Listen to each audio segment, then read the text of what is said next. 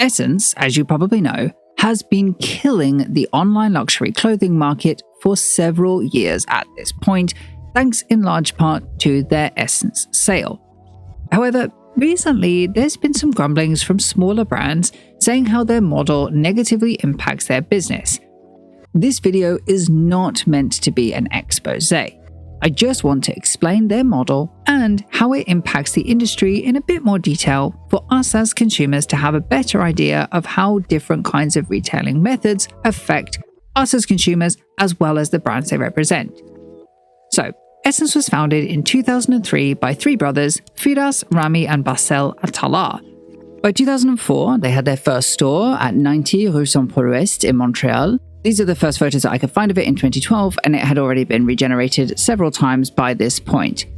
By 2005, they established headquarters and a warehouse space right next to the store, and by 2006, they became an online store, the one that we know today.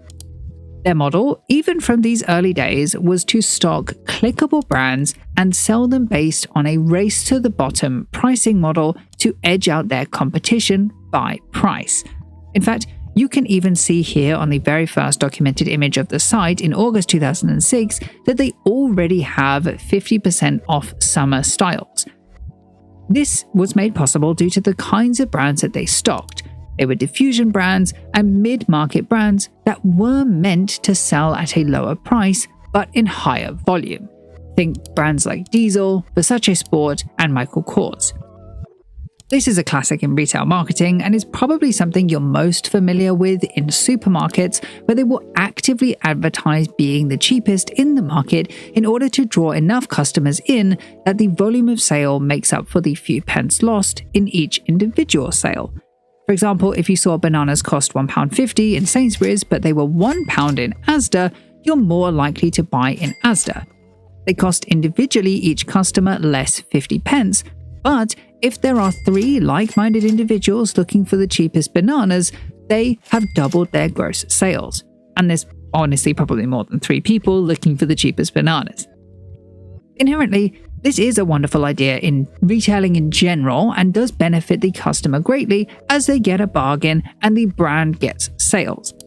However, as SSENSE started to expand in the 2010s, they began to reduce this technique a little to entice brands like Raf Simons, Margiela, Jill Sander, Acne to sell through their store, as well as then small brands like Oliver Brown, Chris Van Ash, and Eden, who would all come together to give SSENSE fashion credibility.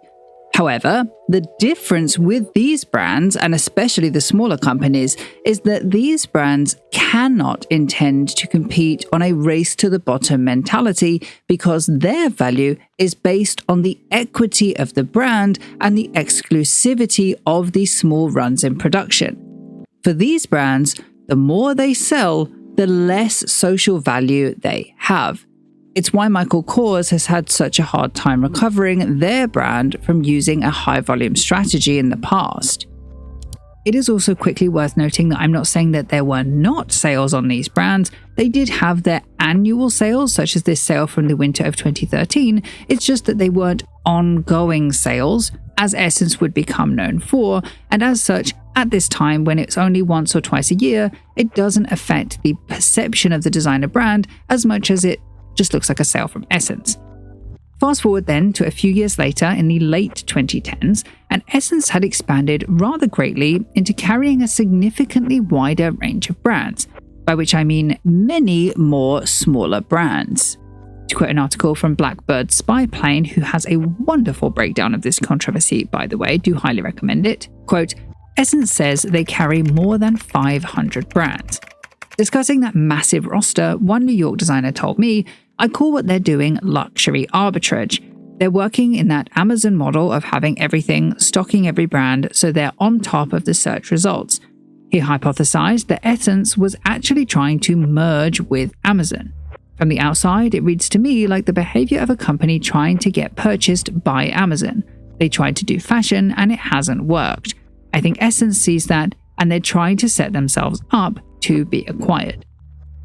Of course, this was written in 2023, so it's much more directly referring to its practice continuing into the early 2020s, But it was happening as early as 2018 when they began to do collabs with smaller brands trying to get on top of search engine results to drive traffic to the site and perhaps offer exclusives or diffusion line priced alternatives, of which the most famous is Fear of God Essentials, which, though I don't believe was an Essence exclusive, it is often alluded to it being an Essence idea, although not always too kindly, with the founder, Jerry Lorenzo, saying to Vogue, quote, "What I was doing with Essentials felt dishonest after a while because it was just a watered-down version of Fear of God."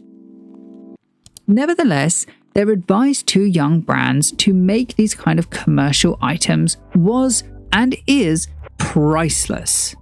The Essentials line alone is now the backbone of the entire Fear of God brand and helps them turn over estimated millions of dollars a year. So clearly, the Essence focus on numbers can be the start of a wonderful way of getting noticed for smaller brands while also making a large quantity order as a great financial boost to their company. Even on a smaller scale, they helped multiple companies to produce individual pieces that they knew would sell in the following season, as well as generally staple pieces that, though similar to what other brands may be producing, think like a white shirt, could be saleable based on the individual brand equity alone. Sure, it can water down the brand a little here and there, but it does so in the pursuit of profit, benefiting both entities. It's the 2000s version of when couturiers turned to ready-to-wear in the 60s and 70s in a way. However, as time went on and the brands began to get put into the Essence sale continuously, or even that they were just at a lower price because they were aiming to sell in high volume, Essence's goal of competing on price did begin to affect the brand's other stockists who simply could not compete with the prices Essence could post and therefore were put off from stocking these brands themselves. Quote, "A store owner emphasized that customers who asked her to price match reflected a welcome inconvenience because even though it's painful, we can at least try to do something to save that sale. Most times they don't even ask. They just come in to try something on, ask you questions, take measurements, and then buy it from Essence. We might spend a day figuring something out for someone who emailed us. When we follow up, they say, 'Oh, I got it on Essence or some other site.'" Spy Friend Wears Allen has repeatedly seen customers compliment such pieces, then pull out their phones and had them look up online. We'll have something on the racks a few weeks into the season, and Essence has already marked it down, he said. "I cannot compete with sales that deep, that early." One of his own sales associates bought an Ann Wonder bucket hat from Essence instead of his store, Understory, he told me, because the markdown was steeper than his employee discount. They had it up for less than cost. Generally speaking, this concept of aiming luxury commerce to a demographic led by price comparative shopping is rather new for luxury fashion retailing, by which I mean the idea of store loyalty, until recently, has always been a major part of luxury fashion retailing.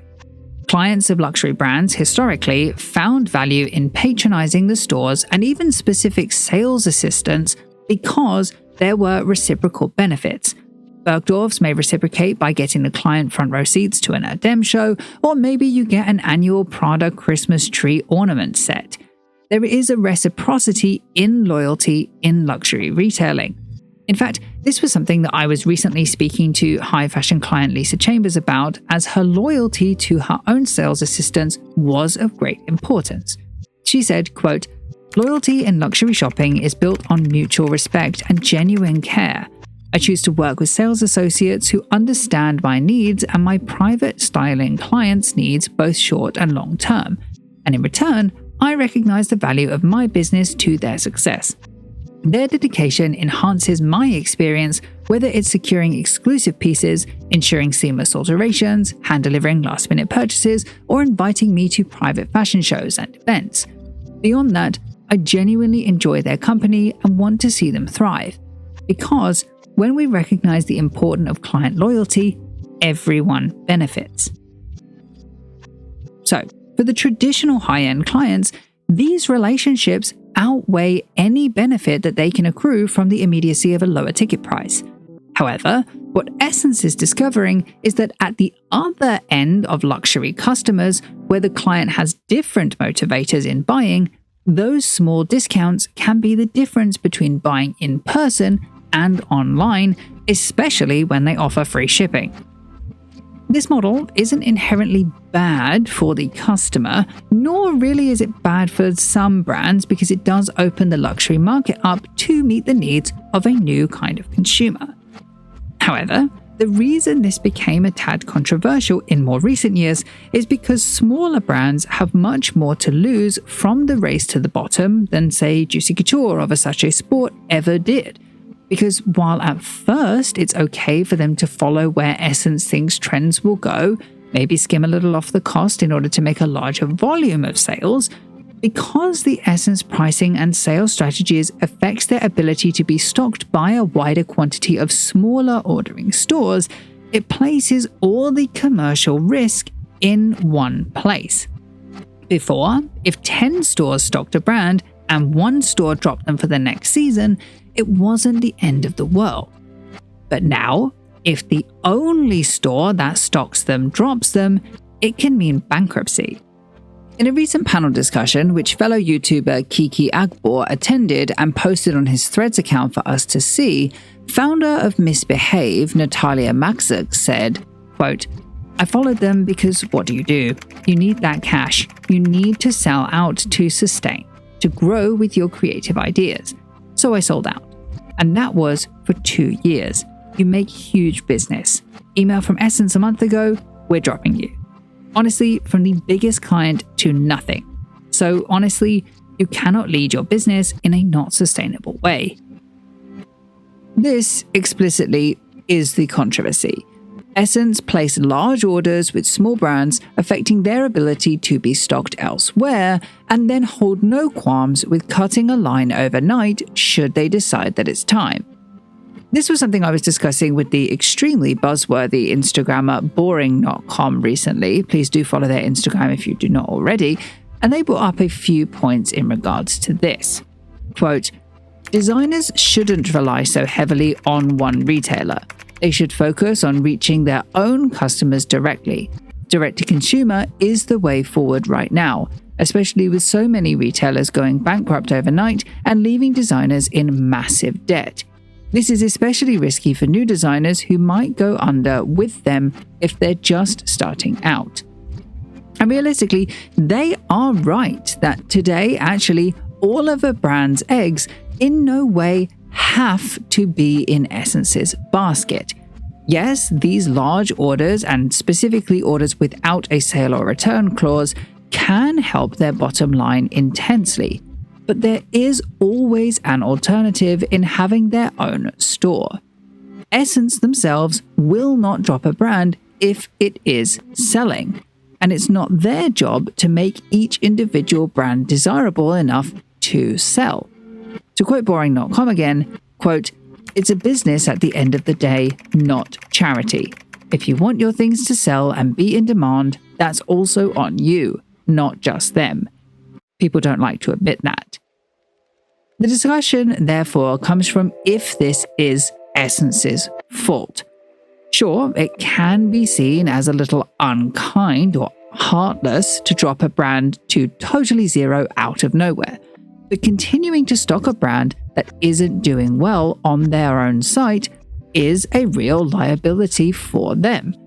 And with the unfortunate way online luxury retail has been going, see for example Farfetch's narrow avoidance of bankruptcy in 2023 or E&D's recent $43 million loss in 2024, it's likely that these cut and dry approaches to retail are necessary for the brands to survive, if indeed they are as profitable as they claim.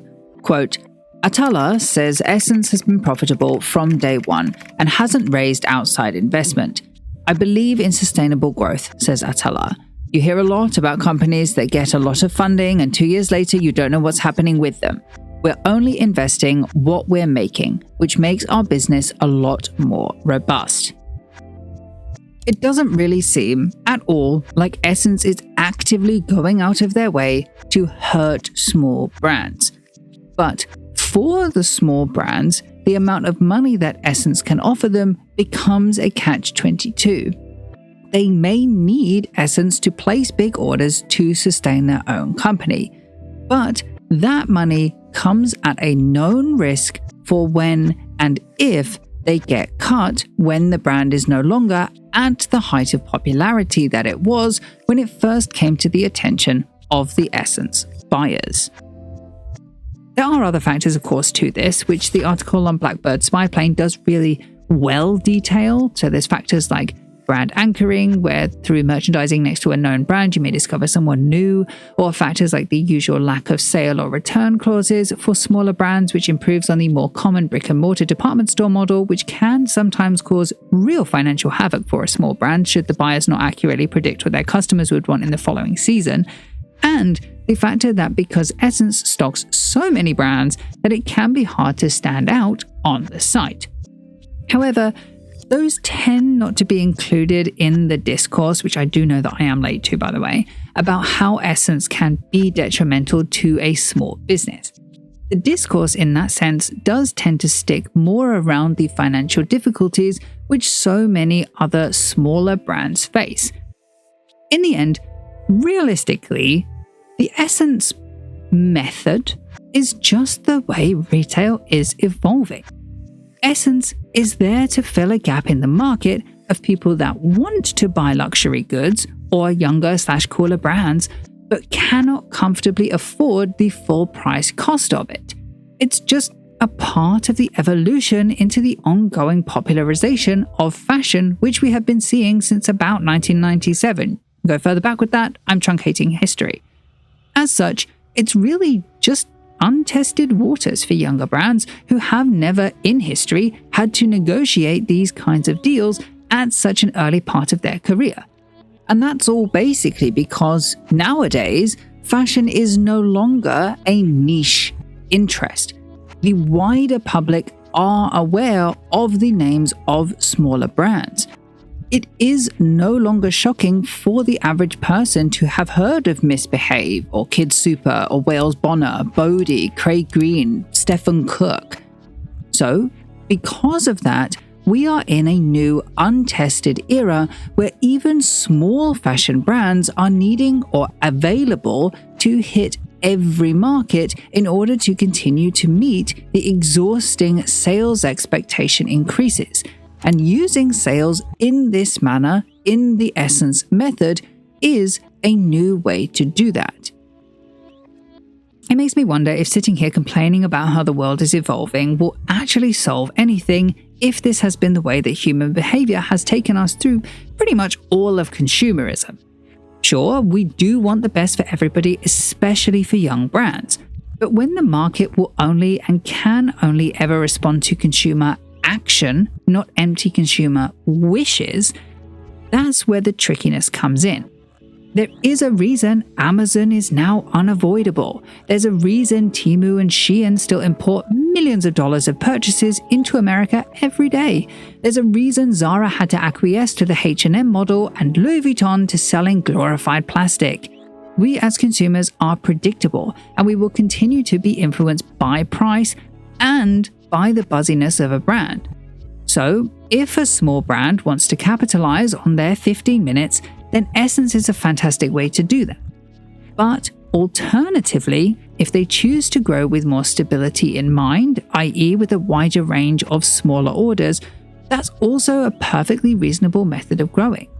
Even for larger businesses who may not be so affected by the sales of Essence, it's just another retailing platform which might even help them reach a whole new demographic of customer. At the end of the day, it seems the Essence controversy is just born of risk management and a changing retail landscape, not really from any direct malice. It's a really interesting little tidbit about the way retailing is ever evolving to meet the needs of ever-evolving shoppers. Thank you so much for watching this video. Please do like and subscribe for more just like this one. For videos just like this one, but about beauty brands, do check out my beauty channel over here, and a special thank you goes out to my patrons over on Patreon for their ongoing support. All content used in this video is done so in accordance with the principles of fair use. However, if you have any concerns, please contact me directly at contact@understitch.co.uk.